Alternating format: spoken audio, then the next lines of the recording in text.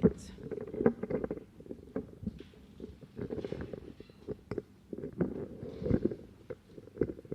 As the honorable member is being mic'd, Honorable Minister of Health, just for your consideration, have you thought about involving the members of the Honorable House as part of your Vinci Moves campaign? All members of the Honorable House. Very well.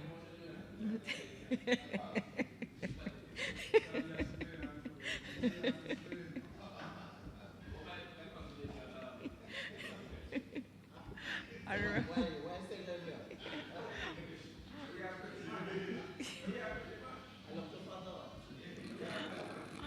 Your time hasn't started yet. Honorable, we continue the debate. Honorable Member for West Kingstown. Thank you very much, Madam Speaker. Before I get into debate, I crave your indulgence in 1 or 2 minutes of preliminary matter. But first, I'd like to thank the Honorable Minister of Health for affording me 10 minutes of his time for my presentation. Madam Speaker, I'd like to take this opportunity to wish everyone in this Parliament a Happy New Year. I'd like to commiserate with those members who have lost loved ones within recent times, especially the Senator. I'd like to extend get well greetings to Senator Francis as he continues on his health journey. And to all of us, we hope that 2023 will be productive years.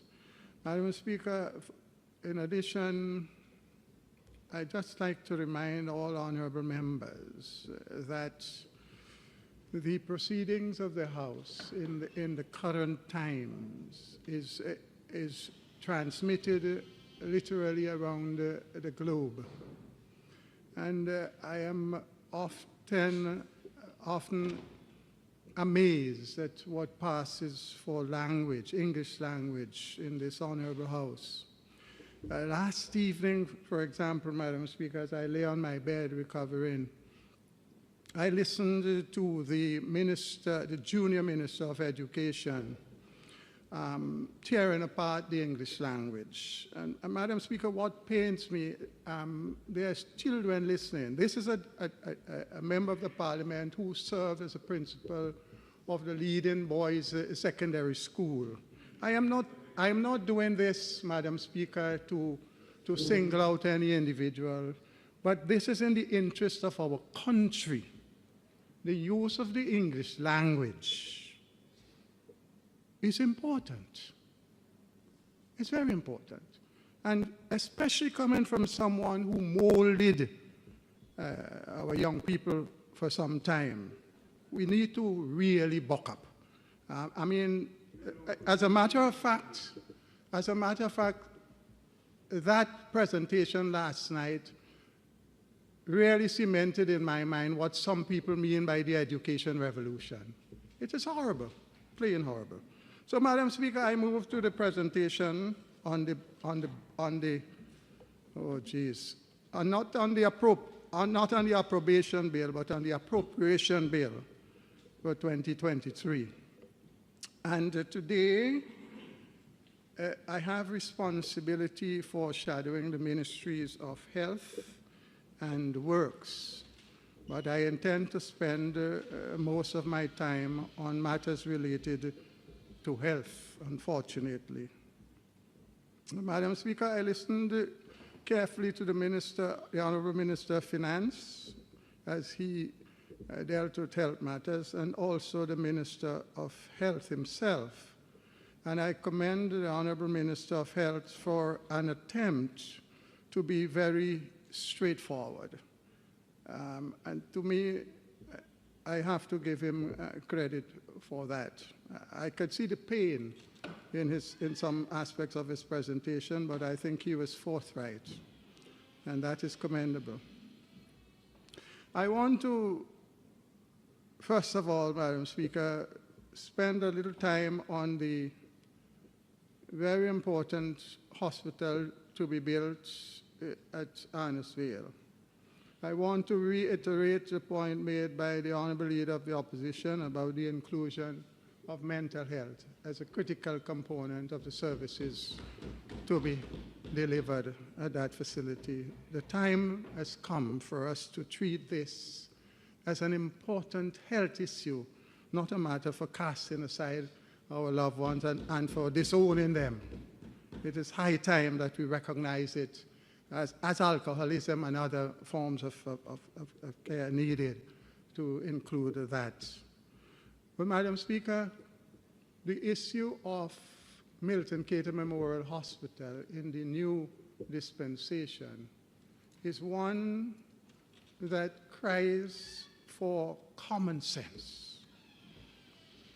And to strengthen my points, I want to refer to an expose by the financiers of the project with respect to the keeping Milton Cater Memorial Hospital versus extending Yanesville Acute Hospital.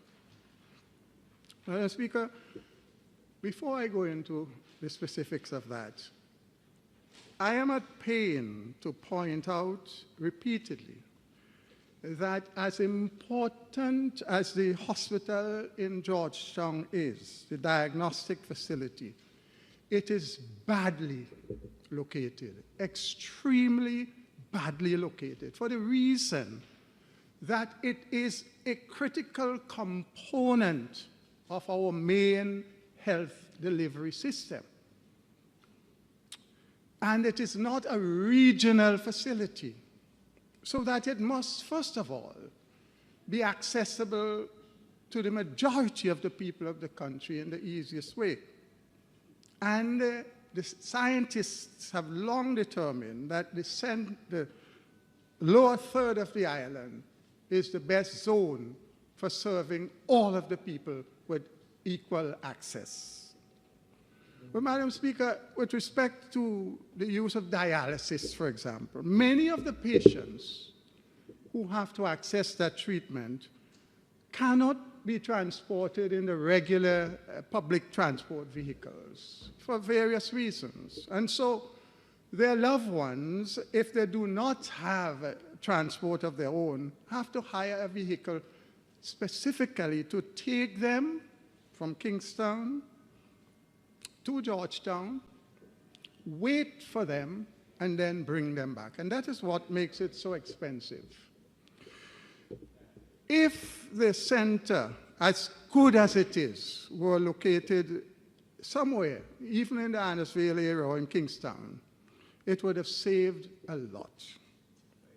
Now, I've also commented previously on the problems with that facility in that the administrative costs in the Ministry of Health have gone haywire because you have to duplicate the high level of staff you have at Milton Cato there in Georgetown again. So I come to what the World Bank says about the keeping Milton Cater Memorial. And we've heard from both the Minister of Finance and the Minister of Health that when the new hospital in Annisville is built, they will retain at least 2 wards at Milton Cato. And it says the Annisville Acute Hospital in itself will generate maintenance costs for both infrastructure and equipment. Adding the mother and child services will increase the maintenance at a much lower percentage than it would be to leave it at Milton Cater Memorial Hospital. The saving from adding the mother and the child services at the Annisville facility are above 15% of the estimated costs of keeping them at Milton Cater Memorial Hospital. Madam Speaker, this is something that we must not slight. We must not take it simple. We must not let political imperatives drive the national agenda. We must listen and act in the best interest of the people of St. Vincent and the Grenadines. In his address, delivered recently by the Minister of Finance, the budget address, on page 36, the last paragraph, I quote, Budget 23 sets recurrent spending for the Ministry of Health, Wellness and Environment at $96.1 million for the first time. Braggadocious. Our budgeted recurrent spending for 2023 is 72% higher than it was 5 years ago. That's what I'm talking about. A lot of it is related to duplicating the facility at Georgetown and carrying overheads for both facilities when they can be combined. And he goes on. Madam Speaker, when I come to this House to deal with matters, I think deeply and carefully. My objective is to help in the efficient utilization of our limited resources. We are a poor country, and it is incumbent on us to use our limited resources in the most efficacious manner. We cannot play games. The Milton Cater Memorial Hospital has had a series of studies over the years done by successive governments, pointing out the faults with its location. For example, everyone knows that Milton Cater floods. It still does. And if you're going to retain wards there, are you going to deal with the flooding problem? It is near to a gas station. There are so many reasons why that facility should be closed. But yet, we have pushed to build a new facility, but we're not listening to people who are giving us the best advice to say, listen, if you're going to build this new facility, it is better that you close that one and put those other services within the same facility. And ultimately, what's at Georgetown has to be incorporated in this as well for most efficient use of our resources. That is what we should be looking at. Madam Speaker, I listened to the Minister of Health talk, and I believe him about non-communicable diseases. We on this side of the House for years have been begging the government, the ministry, to treat with non-communicable diseases in a different fashion. Deal with it at source. In answering a question from the Leader of the Opposition recently, the Honourable Minister spoke of some slight reductions in the number of amputations. But, Madam Speaker, we have not had the monitoring and evaluation report from the ministry for very many years now. That monitoring and evaluation report is not just about identifying what is going well and what is not going well, but more critically, to help the ministry in its drive to correct the many errors. Because we know that non-communicable diseases are at the heart of our health problems. At the heart.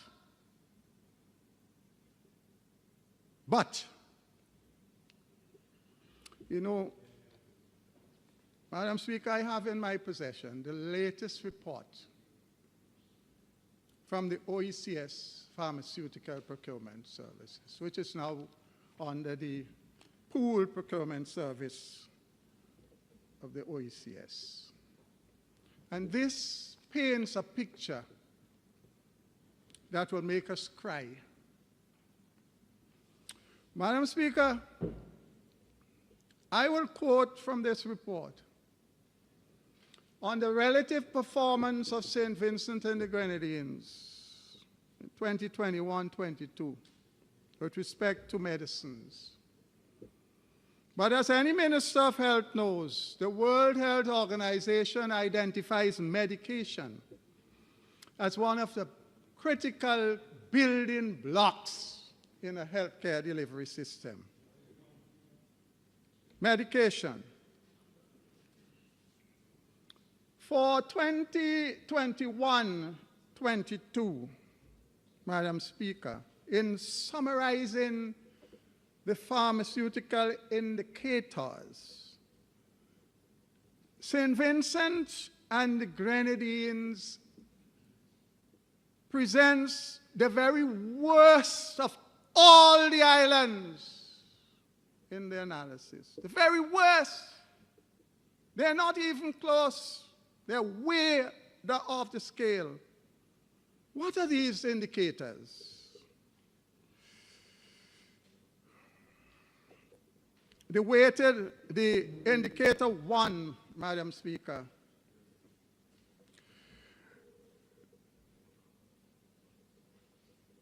St. Vincent and the Grenadines.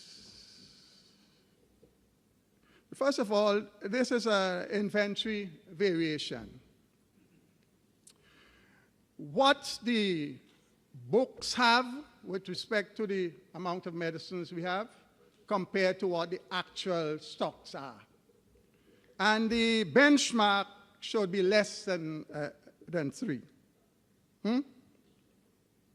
So while Antigua has 0.02, BVI 1, Dominica 3, the number, Montserrat 1, St. Lucia 1.5, St. Vincent 7. Notably,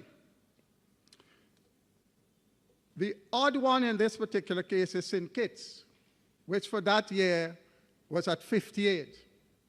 But in previous years, it was much better. That being the exception. St. Vincent and the Grenadines continues to be worse. What this means is that not even the ministry knows at any time what the levels of its medicines are, because the book is saying one thing and the actual stores have a different thing. We move on to the average available medication. And what this measures is the average percentage of medicines available among member states for indicator medicines. And we all heard, Madam Speaker, the Honorable Leader of the Opposition, and all of us lamenting the problems of people going to the institutions and can't get medicines.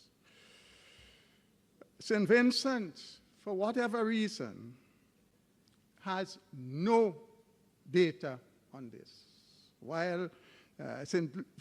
Solutions and Vincent don't have the data. But while it's supposed to be less than 5%, we know that in St. Vincent and the Grenadines, it is bad. But I want to point to a particular indicator, Madam Speaker, an indicator for C, because the minister tells us that in this year, 4C, F-O-U-R-C, the minister tells us that in this year, they are moving steadily and heavily on dealing with non-communicable diseases. What he didn't tell us is that that's not by choice. That's not by choice. That was requested by the institutions, noting our problems. In other words, we are forced to take a different approach. if we're to get funding. That's what this is about. Now, listen to this indicator 4, Madam Speaker. This is an indicator of the level of percentage medicines for non-communicable diseases. And you could understand how critical this is. Non-communicable diseases. Huh? The available prescribed medicines for diabetes, hypertension, non-communicable diseases. That's what this indicator is about. But what does St. Vincent and the Grenadines records show? And the benchmark, the minimum required is 85%. I'm going to go through it. Anguilla, 97. BVI, 100. Dominica, 91. Grenada, 93. Montserrat, 100. St. Kitts, 94. St. Lucia, 88. St. Vincent and the Grenadines, 70. Madam Speaker, in a country that is plagued with the problems of non-communicable diseases and at an alarming rate, the results show that St. Vincent and the Grenadines not only is performing badly,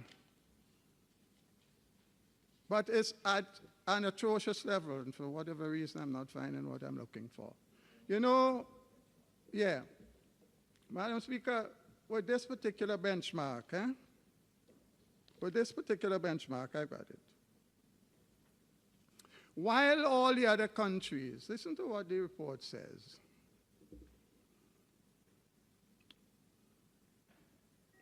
St. Vincent and the Grenadines recorded a percentage. I'm getting ahead of myself. There seems to be a page missing here. Yeah, but with respect to the non-communicable diseases, Madam Speaker, I feel sorry for the Honorable Minister of Health because I honestly believe he is concerned about the problems we are having. But if you are not ensuring that you're providing the medications required for things like hypertension and diabetes, how on earth do you see yourself dealing with this problem? Well, Madam Speaker, one of the things I want to point out in this report that's critical,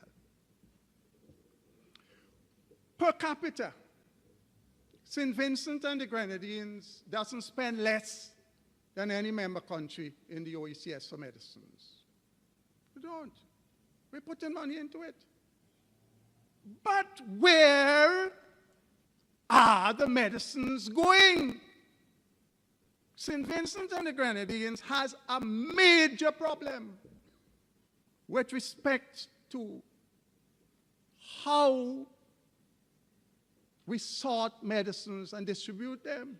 We have leakage of an extraordinary level.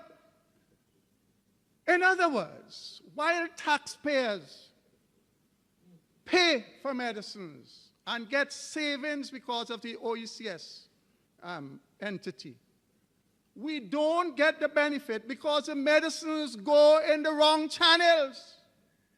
And for the life of me, it's difficult to understand why the government is not dealing with this relatively simple problem. If you tell me you're bringing in medicine, you can't sort them, allocate them, and account for them. Jesus, have mercy. What else can we do? Is it that the people who are in charge of this exercise are so politically connected that we can't deal with them? Is that the problem? Is it that it's because one of the key persons who has to deal with the dispensation of medicines from the government service is himself the owner of pharmacies. Is this part of the problem? Because this is a matter of national importance. People must have access to medicine if our health care is to be lifted. And that's what we are about. I want to know why the government is not dealing with such a serious matter. Why? You know? With respect to the non-communicable diseases, here's what the report says. The British Virgin Islands and Montserrat recorded an excellent service level of 100%, and all of the other member states' service levels above the benchmark, except St. Vincent and the Grenadines, which recorded a service level of 70, below the 85 benchmark. For critical component like non-communicable disease. And remember, Madam Speaker, for the other benchmark, we did not supply data. Not available. So I say, Madam Speaker, I don't speak without choosing my words carefully.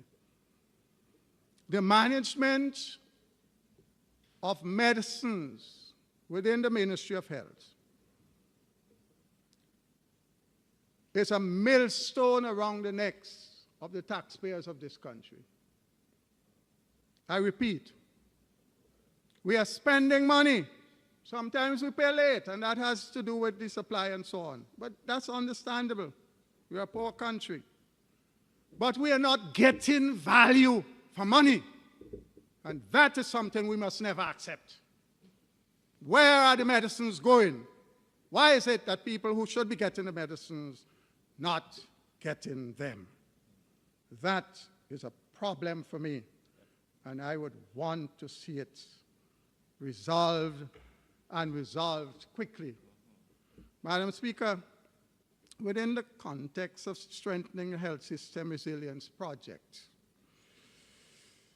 I am hearing talk about financing plans and so forth. Madam Speaker, the Honorable Leader of the Opposition reminds us of the National Health Insurance Plan and how important that is in ensuring that everybody will be able to get a basic level of health care without having to put on a barbecue.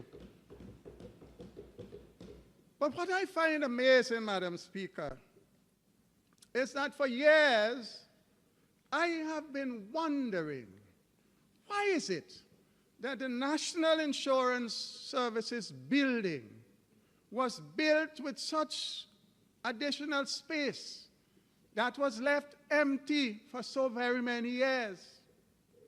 But I have come to understand that at the time of conceptualizing and constructing that building,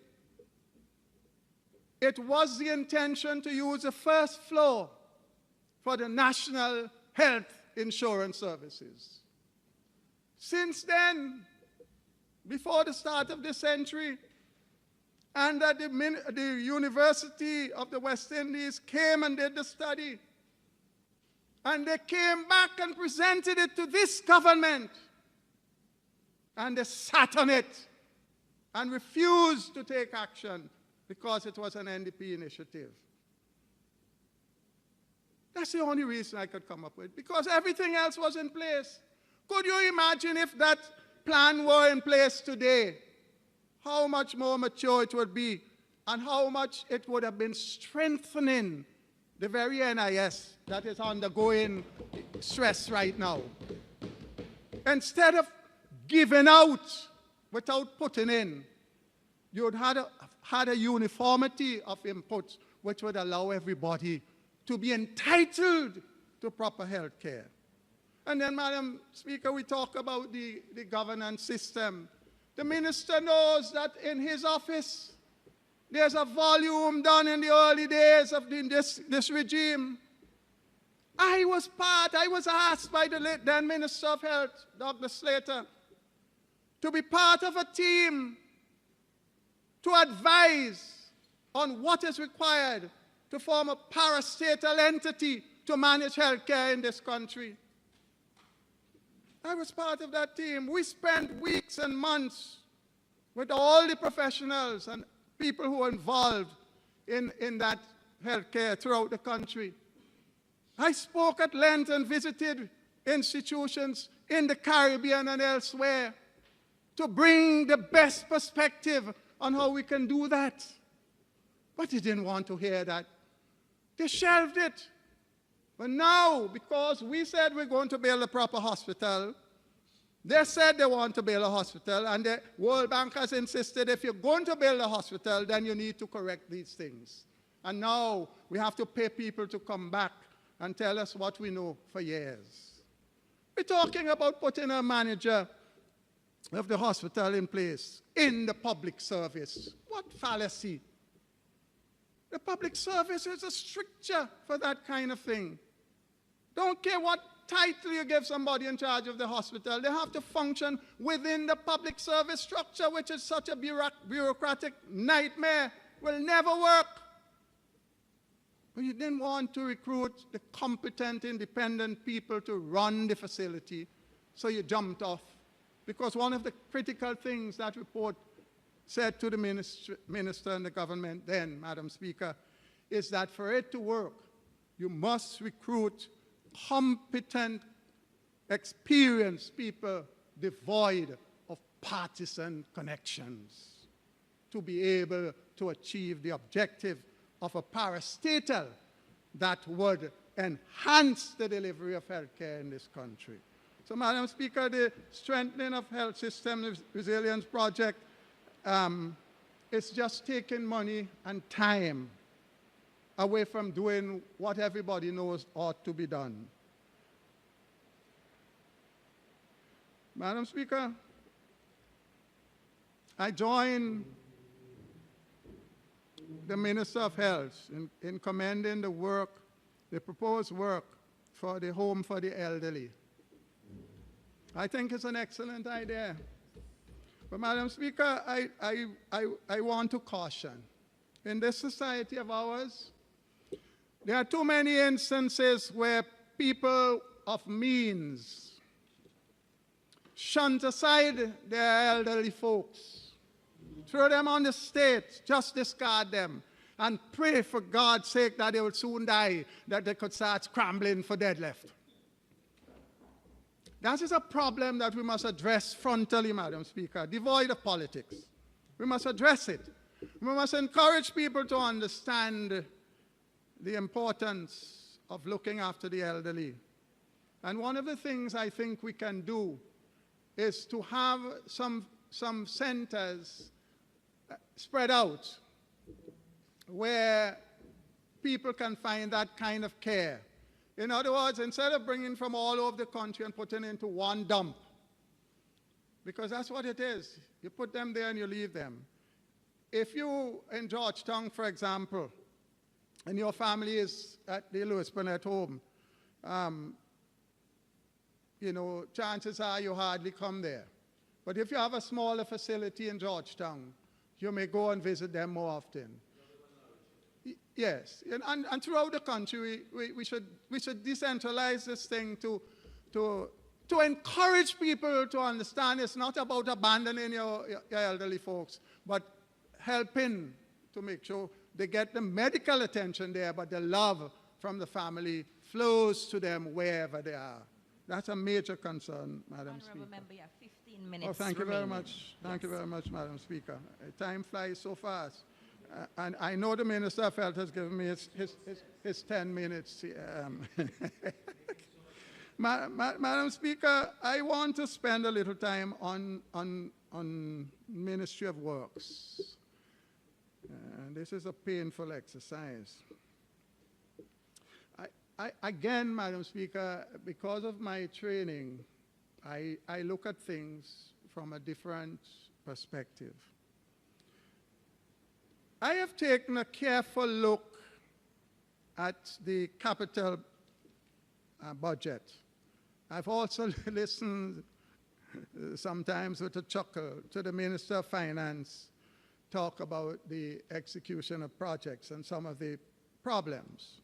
Madam Speaker, I simply want to remind the Minister of Finance and his government by extension that the way the government works now, taking so many of the major projects away from the Ministry of Works and keeping them within the ambit of the Ministry of Finance, without a properly trained and staffed and experienced project implementation unit, is a disaster and is a major cause of project delays. Project implementation is not just about procurement. It's about having the right kind of input, technical input, into the choices the state has. Too often, Madam Speaker, most of these projects have consultants that are foreign-based, of necessity often. Where we fall short is not to insist that within the ranks of these foreign consultants, we must require local experts to be incorporated, critical in project execution. So often the foreigners see things from a starry eye that bears no resemblance to the local circumstances, and you get pitfalls that end up in millions of dollars lost. The same thing with the project supervision. I am shocked to find that the Ministry of Works has a full slate of professionals. I went through the estimates, and I was so shocked. I called Braxa to find out, well, what is their team of professionals?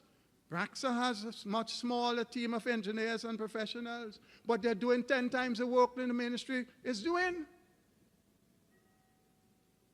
The professionals in the Ministry of Work don't seem to be given the kind of work and supervision that will get the output this country works, because the projects are being housed in the Ministry of Finance.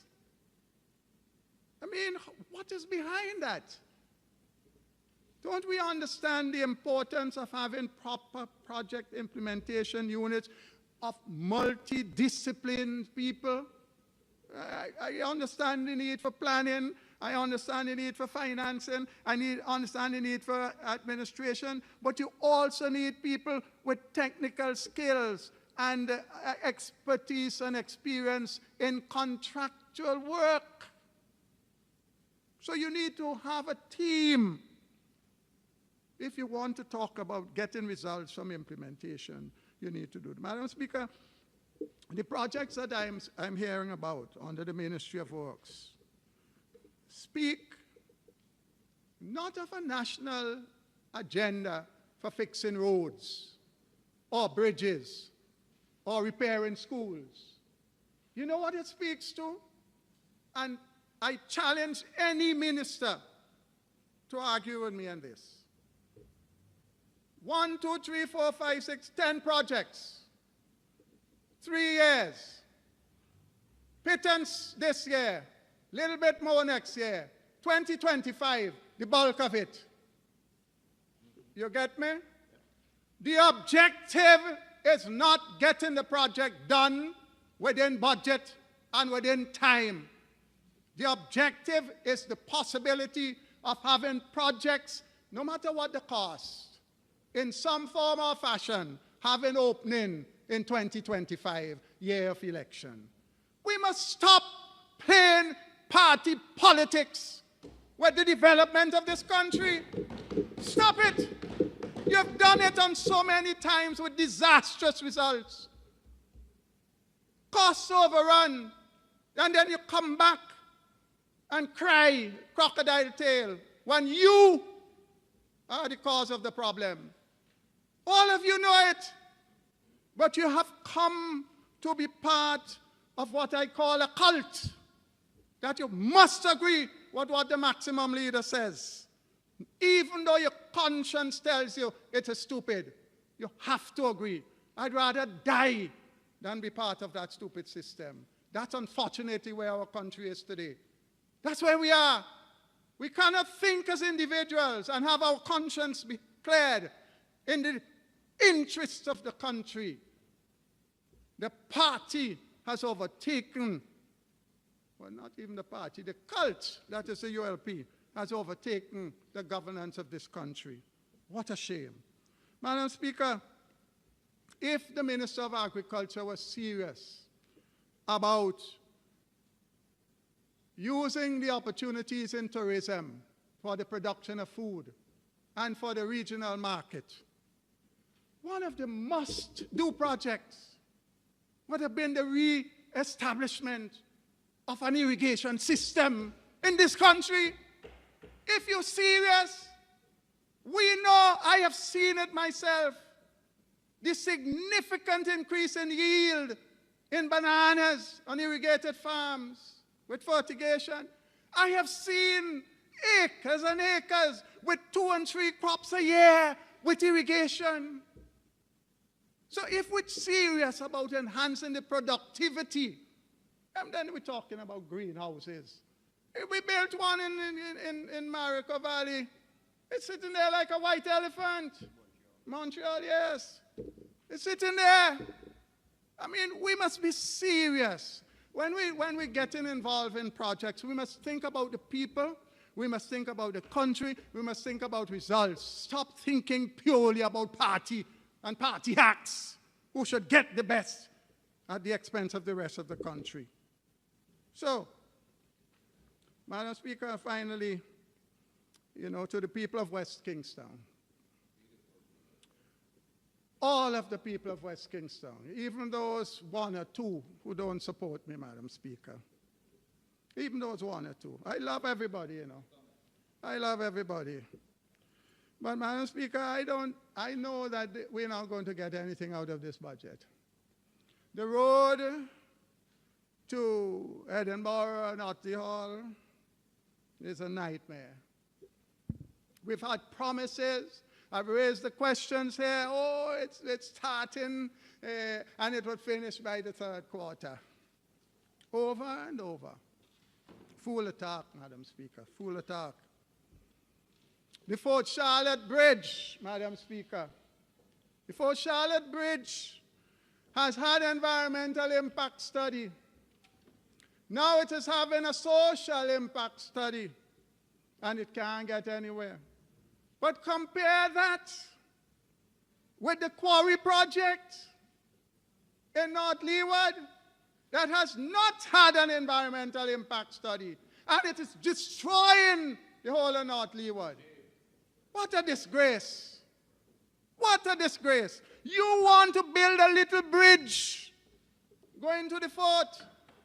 Environmental impact study, social impact study, spending all the money, wasting all the money up to now.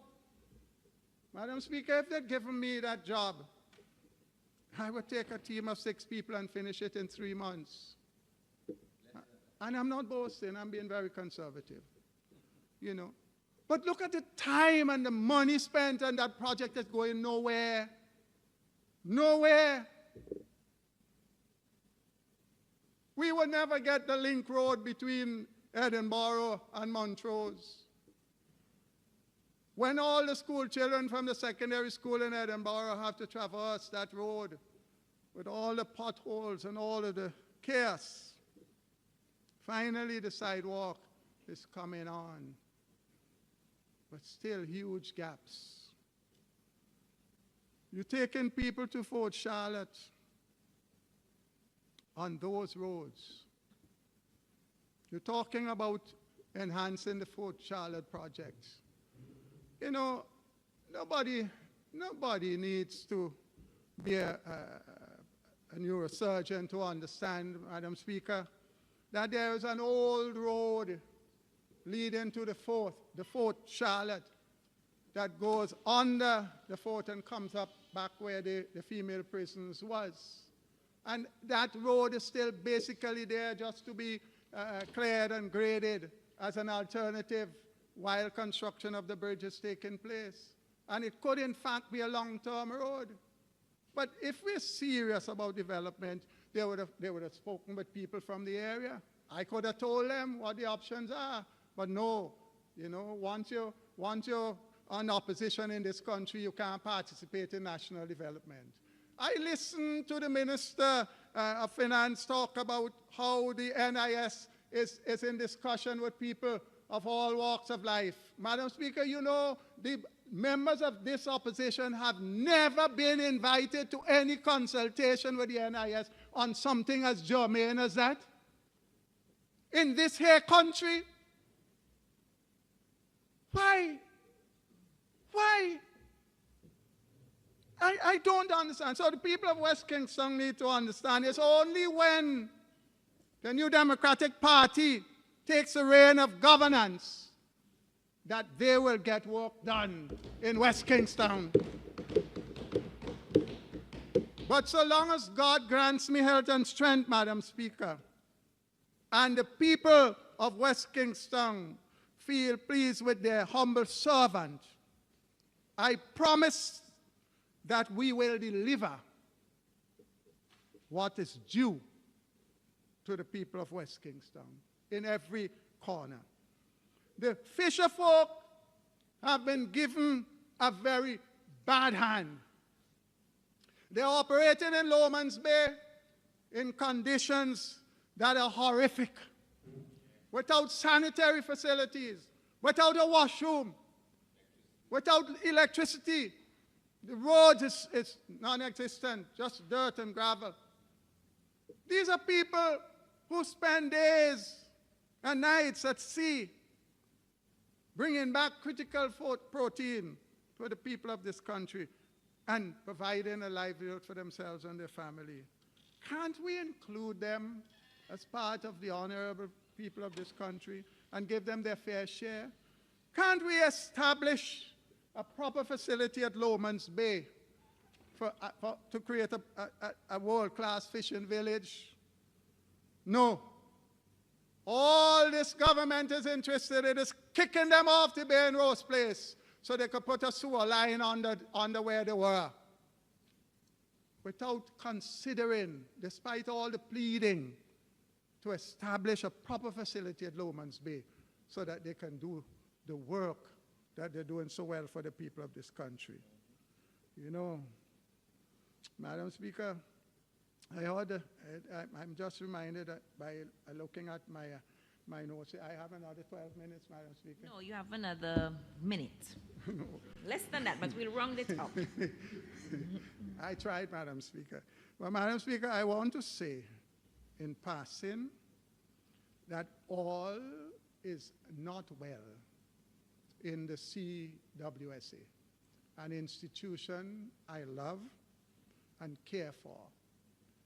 On this occasion, I've chosen to remain silent, but I will, in the process of time, unearth some matters of serious corruption within that institution that would frighten the people of this country, and I will in due course. I want to ask the Honorable Minister about the Health Information Service, the Minister of Health, because I do not understand why in this day and age it's so difficult to get information about if you stay in hospital or if you didn't stay and what the charges should be. And nobody seems to know. Up to today, it depends on who you are. The charges seem to vary. And even the information about how much you owe is not accurate. But Madam Speaker, as another component of the health delivery system, if we cannot have one's medical records electronically, and if we have to wait on papers to move from Georgetown to Kingston for somebody to get treatment, we are in the dark ages, and it is not good for healthcare. This country needs to move forward with the electronic health information system to deliver better service to the people of this country. Madam Speaker, I thank you. Yes.